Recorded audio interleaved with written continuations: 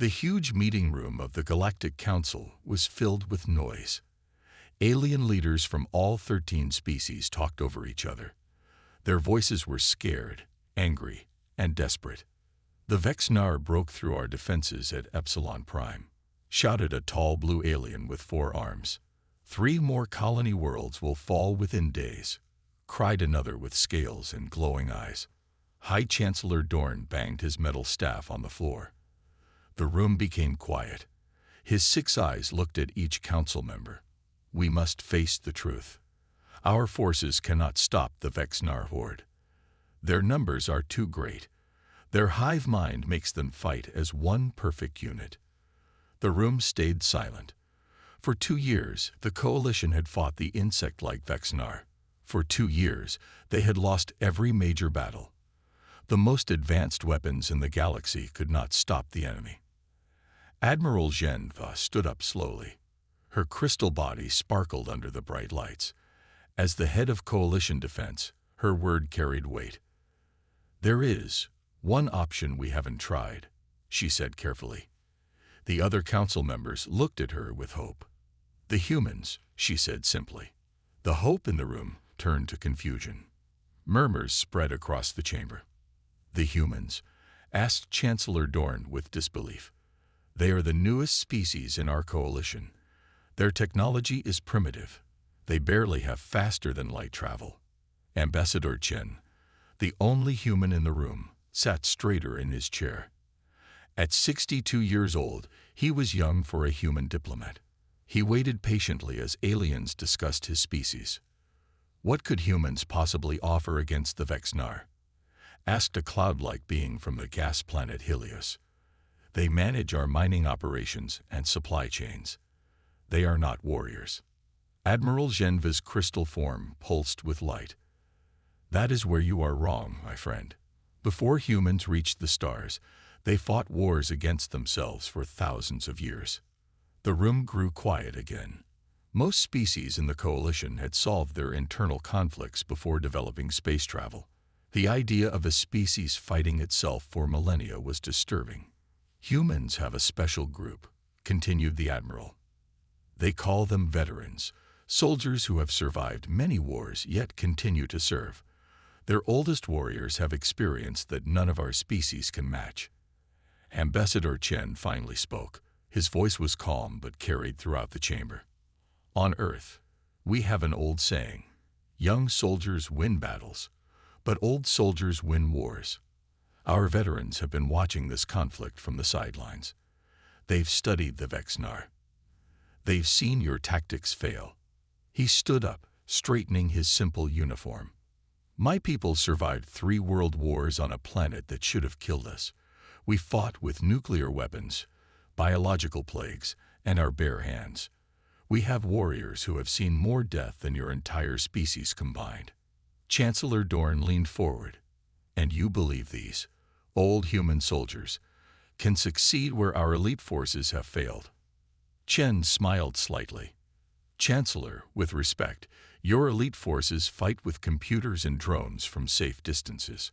Our veterans have looked into the eyes of their enemies as they died. There's a difference." The council members exchanged uncomfortable glances. "Very well," said Chancellor Dorn after a long pause. "Contact your veterans, Ambassador. The Coalition has nothing left to lose." Chen touched the communication device on his wrist. He sent a simple message that would reach Earth in seconds through the quantum network. "The old soldiers are needed. It's time." Across human space, thousands of aging warriors received the call they had been waiting for. Major General Dakota Reeves sat in her small office on Jupiter Station. At 67 years old, her body showed the marks of a lifetime of war. Her left leg was a military-grade prosthetic from the water wars of 2088. A long scar ran down the right side of her face from a knife fight during the Mars Rebellion. The message from Earth appeared on her screen. She read it once, then again. A smile slowly spread across her weathered face. "Finally," she whispered. For 5 years, the Galactic Coalition had pushed human soldiers aside. The aliens thought their shiny technology made them superior. They treated humans like children who needed protection. Dakota pressed a button on her desk. A hidden panel slid open, revealing a set of old access codes. She entered them quickly, sending signals to every human military outpost in the solar system. Activation Protocol Sierra. This is not a drill. Repeat. This is not a drill. On Mars Colony, Colonel James Ortega was working in his garden when his comm unit buzzed. The 72-year-old veteran wiped soil from his hands. One of his eyes was a basic mechanical replacement, glowing faintly blue in the dim Martian sunlight. He read the message and nodded. "Martha," he called to his wife, "I have to go to work." "The aliens finally figured it out?" she asked, not looking up from her book. "Seems like it." He walked to their small home and pulled an old metal box from under their bed. Inside was his combat uniform, worn but clean. Next to it lay medals from 3 different Earth conflicts. He touched them briefly, remembering fallen friends. On Luna Base, Captain Sophia Wong was celebrating her granddaughter's 5th birthday when her military implant pinged. The 65-year-old officer excused herself from the noisy party. Her cybernetic arms, replacements after an explosion in the Amazon conflict, received the coded message directly. "I'm sorry, May," she told her daughter when she returned to the party. "Duty calls." "The aliens?" her daughter asked, understanding immediately. Sophia nodded. "They need the old soldiers now." Across human space, men and women who had lived through Earth's bloodiest conflicts prepared for battle. They took out stored weapons, checked old battle armor, and activated military implants that had been dormant for years. In the Galactic Council Observation Bay, alien representatives watched as dozens of human transport ships left Earth's solar system. The ships were old by Coalition standards. They lacked the sleek design and advanced weapons of modern alien vessels. "These are your warriors," Chancellor Dorn asked Ambassador Chen with doubt in his voice. "They fly in outdated ships. Our scans show most of these humans are near the end of their natural lifespan." Chen smiled as he watched the fleet of old human ships on the monitor. On Earth, animals that live in safe places grow old and weak, but predators that survive to old age become the most dangerous of all. "I don't understand," said the Chancellor. "You will," replied Chen. "These aren't just old humans. These are survivors. Each one has fought in dozens of battles that would have killed your best warriors." The old ships accelerated toward the front lines, where the Vexnar horde continued to push forward against failing Coalition defenses. "In human combat," Chen said, watching the ships disappear into the darkness of space, "age isn't measured in years. It's measured in battles survived." The Chancellor looked confused, but said nothing more. Soon, he would understand. The old guard was awake, and they were coming for the Vexnar. Proxima Station was in chaos. Alien officers ran back and forth across the command center. Warning lights flashed on every screen. The atmospheric shields flickered as power reserves dropped lower. Commander Thrix stood 12 feet tall. His blue-scaled skin showed the marks of many battles. He was the best tactician in the Xargan military. But today, even he could not find a way to stop the Vexnar advance. "Sir," called a young communications officer, "unknown ships are requesting docking clearance. They say they are the Earth Expeditionary Force." Thrix turned in surprise. "Humans? Here. Deny their request. We are in the middle off." "Sir," interrupted the officer, "they have already locked onto our docking bays. They are boarding now." Thrix's 4 eyes blinked in anger. How dare these primitive humans ignore proper protocols during a crisis? The command center doors slid open. Everyone turned, expecting more scared refugees. Instead, a group of humans walked in with perfect order. Most had gray or white hair. Many had visible scars or mechanical body parts. All carried weapons and equipment that looked simple compared to Coalition technology. Major General Dakota Reeves stepped forward. Her artificial leg made a steady clicking sound against the metal floor. She looked at the battle displays with calm, experienced eyes. "You're relieved, Commander," she said to Thrix in a voice that expected no argument. "We'll take it from here." Thrix stood taller, his neck spines rising in anger. "With respect, human, this is a coalition command center. Your species has no combat authority in this sector." Colonel Ortega stepped forward. His mechanical eye scanned the room, analyzing the tactical displays faster than any organic eye could. He laughed quietly. "Son," he said to Thrix, who was 4 times his age, "we've been fighting wars since your ancestors were playing with sticks. Now step aside while the adults handle this mess." Before Thrix could answer, the human veterans began taking over the command center. They moved with perfect teamwork, needing few words to communicate. They took down the coalition's complex battle plans and replaced them with simple maps and direct communication lines. Captain Wong walked to the main tactical display. "Your defense is too spread out," she told the alien officers. "You're fighting by the book. The Vexnar read your book 3 months ago." The alien officers watched in confusion as the elderly humans reorganized everything.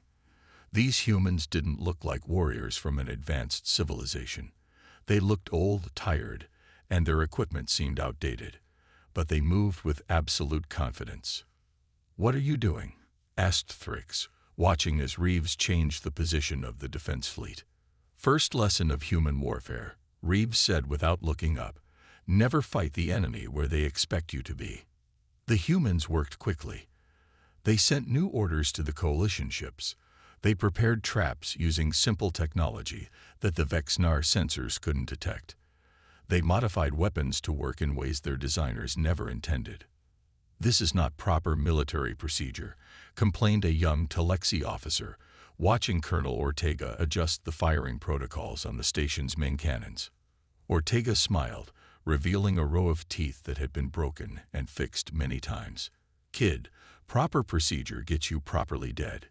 In real war, you do what works." As the Vexnar fleet approached Proxima Station, the old human soldiers finished their preparations. They didn't look scared. They looked ready. "Now," said Major General Reeves, "let's show these bugs what real veterans can do." The Vexnar battle fleet moved toward Proxima Station like a perfect machine. 30,000 insect warriors in their battle frames flew in exact formation. The hive mind that controlled them had calculated a 99.8% chance of victory. The coalition forces had set up their defense in the usual way: energy shields in front, automated guns behind them, and fighter ships in standard patterns. The Vexnar had broken through such defenses many times before. But then something strange happened. The coalition defense line suddenly fell apart. Ships scattered in all directions. It looked like they were running away in fear. The Vexnar hive mind was confused but pushed forward. This would be even easier than expected. A human voice broke through on all communication channels. It was rough with age and sounded almost happy. "This is Major General Dakota Reeves of Earth. I studied your tactics, bug boys. Now let me show you something we call the anvil and hammer." Suddenly, 500 small ships appeared from behind Proxima's moon. They were human ships, old and patched up many times. They had weapons attached that didn't even register on Vexnar sensors. The Vexnar hive mind couldn't predict what happened next. The human ships followed no pattern at all. Some pilots flew directly into Vexnar vessels, blowing themselves up at the moment of impact. Others made turns so sharp that their ships should have broken apart. In the command center, alien officers watched with wide eyes. Some looked horrified. Others looked amazed. "Are they sacrificing themselves?" asked a young Telexi officer, watching as an old human pilot crashed his ship into a Vexnar carrier. "No," said Captain Wong calmly. "They're winning." She pointed to another screen showing the coalition ships that had scattered earlier. They were now coming back together, forming not a defensive line but an attack formation. "Now for the hammer," she said with a smile that showed she had done this before. The coalition ships suddenly charged forward, hitting the confused Vexnar fleet from the other side. Caught between the unpredictable human attackers and the reorganized coalition forces, the Vexnar hive mind couldn't adapt fast enough. Colonel Ortega's voice came over the station's speakers. He was out there in an old fighter ship, leading a squad of human veterans. "These bugs think like computers," they heard him say to his squad. "They can't understand crazy. So let's get crazy." His squad of 20 ships flew in a tight spiral directly into the heart of the Vexnar formation, firing weapons that seemed to be made from modified mining equipment. The Vexnar ships tried to target them but couldn't lock onto their erratic flight paths. Back at the command center, Commander Thrix watched in disbelief as the battle unfolded. These humans were breaking every rule of space combat he had ever learned. They used damaged ships as weapons. They flew into danger zones. They communicated with short, crude phrases that made no sense to him. And they were winning. For the first time since the war began, the Vexnar fleet was falling back.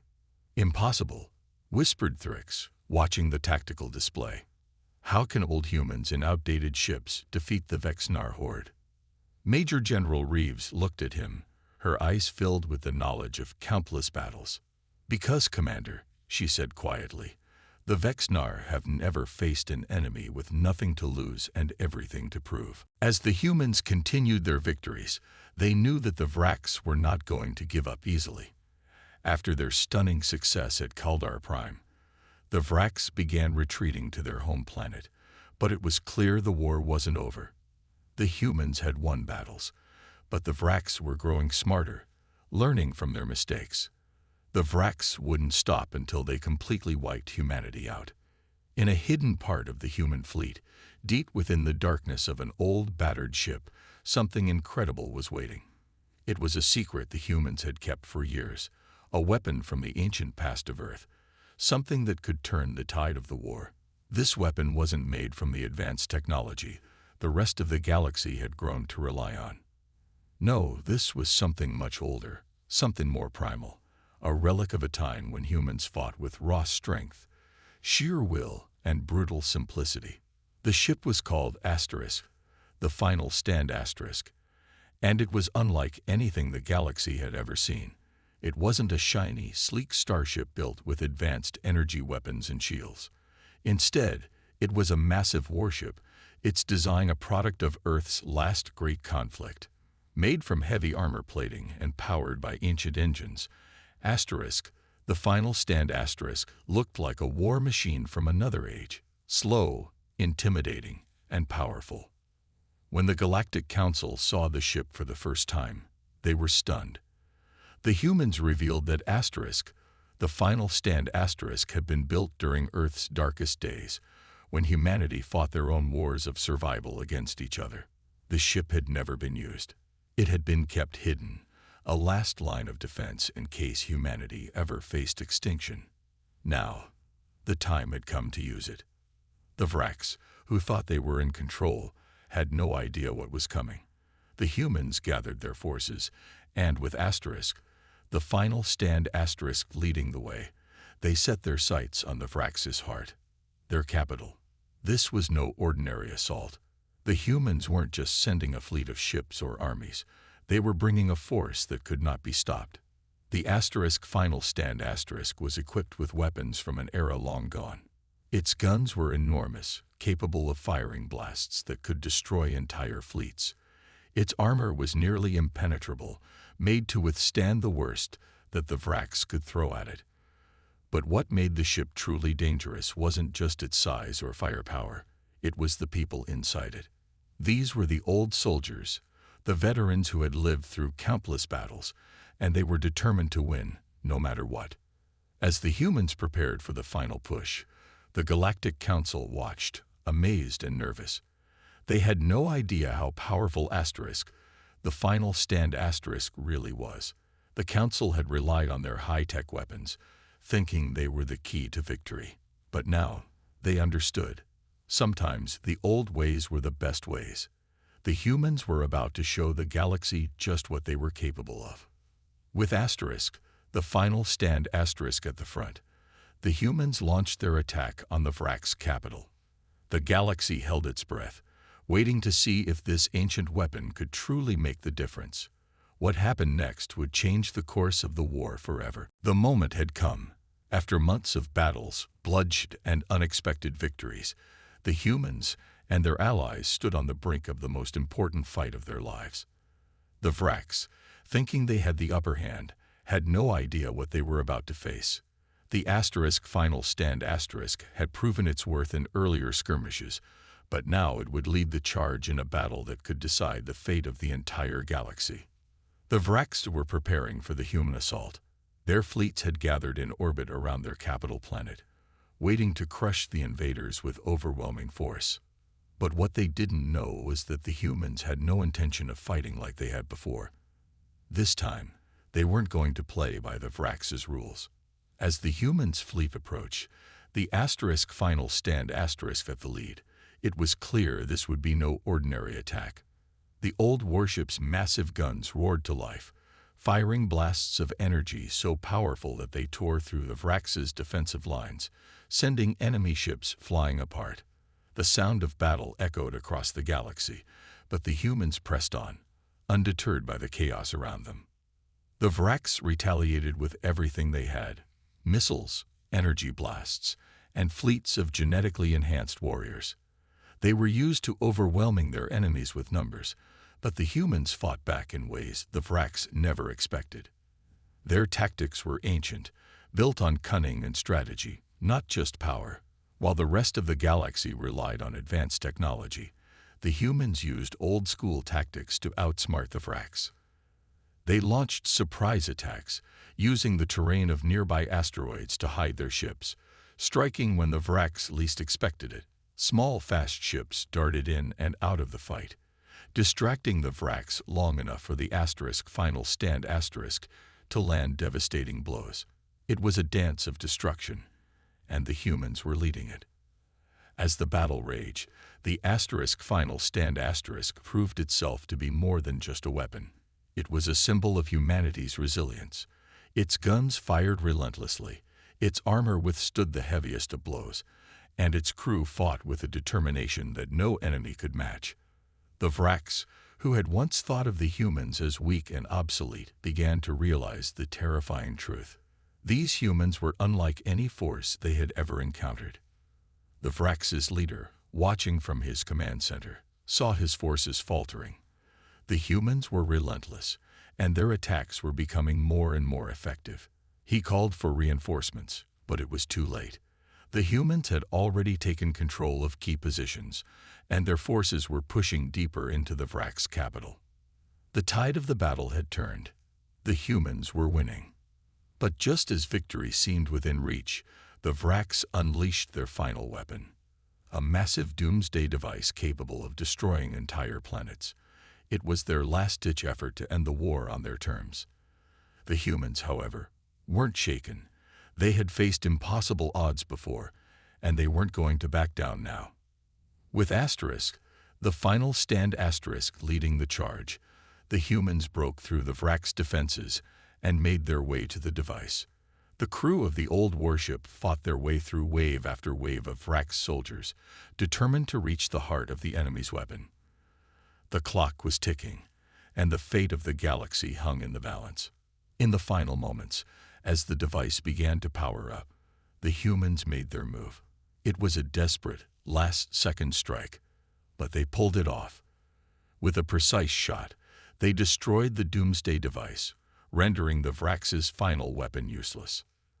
The battle was won. The Vrax were defeated. But the victory came at a cost. The humans had shown the galaxy their true strength, their unyielding spirit, and as the last of the Vrax forces retreated, the humans stood victorious. But they knew this war had taken more from them than they could ever truly repay. In the silence that followed the battle, the galaxy was left to wonder, what had they just witnessed? And would the humans ever truly be finished with war, or would they always be ready to fight again, whenever the need arose? The war was finally over. The Vrax, once a terrifying force that threatened to consume the galaxy, were defeated. The humans, with their ancient warship asterisk, the final stand asterisk, and their old-school tactics, had turned the tide. The Galactic Council, stunned by the victory, was forced to reconsider everything they thought they knew about warfare. The humans had shown them that true strength didn't come from advanced technology or overwhelming numbers. It came from resilience, strategy, and a will to survive no matter the cost. As the smoke of battle cleared and the last remnants of the Vrax fleet retreated, the humans gathered their forces. Their victory was not without sacrifice. Many lives had been lost, and countless ships had been destroyed. The war had taken a heavy toll on both sides. But for the humans, it was more than just a military victory. It was a statement. They had reminded the galaxy that they were not to be underestimated, no matter how old or how small they seemed. The Galactic Council held an emergency meeting to discuss the aftermath of the war. Representatives from every species that had fought alongside the humans spoke of their gratitude, awe, and newfound respect for the Earthborn soldiers. The humans, however, stood apart from the celebrations. They didn't care for accolades or praise. Their mission had been to protect the galaxy, and they had done so. That was all that mattered. Despite the humans' victory, the Council had mixed feelings about what had just transpired. They knew that the galaxy would never be the same. The humans, who had once been a forgotten, insignificant species in the eyes of the galaxy, had now proven themselves to be one of the most formidable forces in existence. The Council feared what might happen next. If the humans could defeat the Vrax, what else could they accomplish? Would other species try to challenge humanity's strength? Would they be the next great power in the galaxy? The human leaders, however, were not interested in power or dominance. They were old soldiers, and their only desire was peace, for their people and for the galaxy. They spoke little at the council meetings, but their message was clear. They had come to defend the galaxy, and they would leave once the job was done. The asterisk final stand asterisk would be retired, and the humans would fade back into the background, letting the galaxy return to its normal pace. But they made one thing very clear. They would always be ready, should the galaxy ever need them again. As the human fleet prepared to leave, many species sent emissaries to say goodbye. The humans, standing tall in their old uniforms, acknowledged their respect for those who had fought beside them. They knew the galaxy would carry on, but they also understood that their legacy would live on in the hearts of those who had witnessed their courage. The humans had proven something essential. No matter how much time passed, no matter how old their soldiers became, they would always be a force to be reckoned with. The asterisk final stand asterisk sailed away from the battlefield, leaving behind a galaxy forever changed. The humans, with their old-fashioned tactics and relentless spirit, had reminded the universe of one important truth. It wasn't the technology or the numbers that mattered in the end. It was the heart, the courage, and the will to keep fighting. And the humans, for all their flaws and imperfections, had plenty of that. In the quiet aftermath, the galaxy was left to wonder. When the next great war comes, who will step forward to defend it? Would anyone else be ready, like the humans had been?